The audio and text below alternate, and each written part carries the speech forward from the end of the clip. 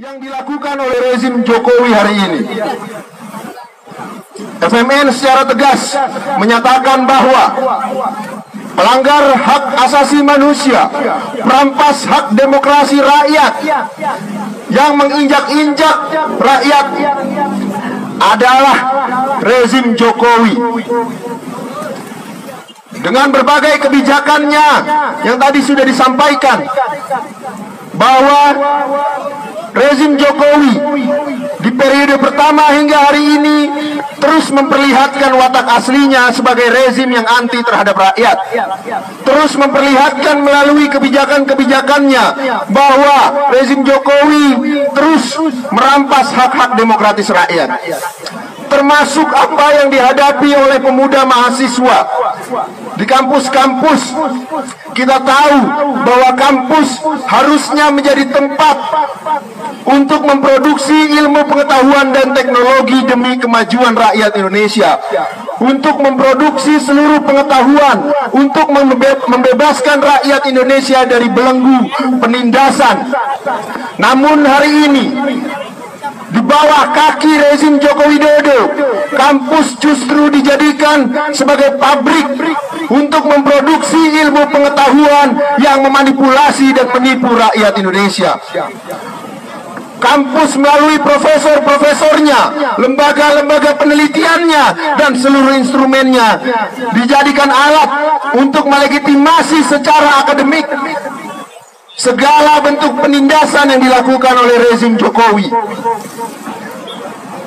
Ketika rezim Jokowi ingin merampas tanah rakyat di desa-desa, kampus yang dijadikan alat untuk menerbitkan hasil studi dan hasil kajian akademiknya untuk melegitimasi perampasan tersebut. Ketika rezim Jokowi ingin merampas upah buruh di Indonesia, kampus juga dijadikan alat untuk memproduksi dan melegitimasi hal tersebut. Itulah kenapa kemudian hari ini Front Mahasiswa Nasional di 26 kota yang ada di Indonesia melakukan aksi untuk menyampaikan seluruh persoalan rakyat dan menyampaikan apa yang harus dilakukan oleh pemuda mahasiswa untuk keluar dari belenggu yang dilahirkan oleh tindasan rezim Jokowi. Jokowi di berbagai forum, di berbagai tempat terus memberi ceramah, terus memberi pidato tentang kebersamaan, tentang keberagaman, tentang kesejahteraan rakyat, tentang pentingnya menjaga dan menjunjung tinggi Pancasila. Tapi faktanya, bagi FMN, Jokowi adalah aktor utama yang menginjak-injak Pancasila. Jokowi adalah aktor utama yang anti keberagaman, yang anti kebersamaan dan anti rakyat, kawan-kawan. Karena dengan perintah dan kebijakannya lah dia membunuh pemuda mahasiswa di bulan September dan Oktober kemarin, kawan-kawan. Karena dengan perintah dan kebijakannya lah dia merampas tanah kaum tani di pedesaan, membunuh kaum tani, membunuh kelas buruh secara perlahan-lahan dengan kemiskinan. Apakah itu yang disebut dengan rezim Pancasilais?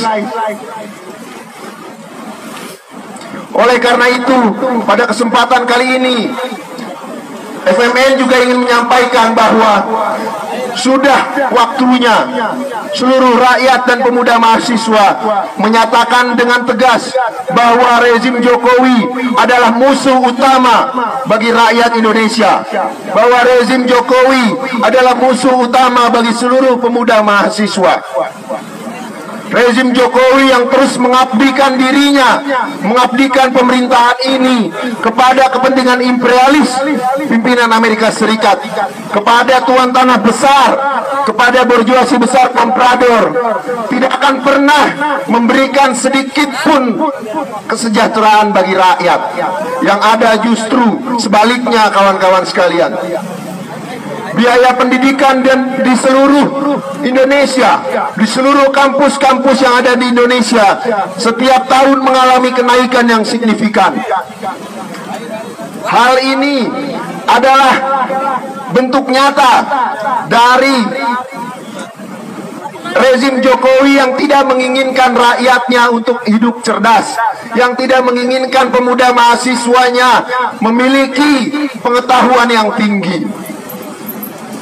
Di sisi yang lain, perekonomian rakyat terus ditekan, terus diperas, dan terus dirampas oleh rezim Jokowi melalui berbagai skemanya. Terakhir, saya menyampaikan salut dan hormat setinggi-tingginya kepada seluruh kawan-kawan Front Perjuangan Rakyat, bahwa momentum hari ini bukanlah akhir bagi perjuangan kita, bahwa perjuangan kita tidak hanya dilakukan di perkotaan, tapi perjuangan demokrasi nasional yang sesungguhnya adalah perjuangan pertalian erat antara perjuangan kita di pedesaan untuk mewujudkan reforma agraria sejati dan perjuangan kita di perkotaan untuk mewujudkan dan membangun industrialisasi nasional. Oleh karena itu, hanya ada satu jalan dan satu cara bagi rakyat Indonesia untuk keluar dari belenggu sistem terbelakang setengah jajahan, setengah feodal saat ini, yaitu melancarkan perjuangan yang keras, perjuangan yang besar, dan memobilisasi seluruh rakyat untuk membangun negerinya, untuk membangun ekonominya, dan berdaulat secara politik, tanpa bergantung pada investasi dan utang luar negeri, tanpa bergantung pada berjuasi besar komprador dan tuan tanah. Demikian yang bisa saya sampaikan dalam orasi politik hari ini. Terima kasih kepada seluruh kawan. Bre, digebukin, Bre. Anjing. Goblok. Digebukin. Anjing, goblok. Itu hak anjing. Tolol. Goblok. Wah, digebukin.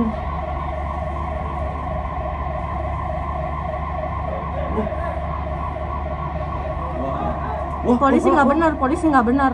Siapa itu? Polisi nggak benar. Itu sampai udah kayak gitu.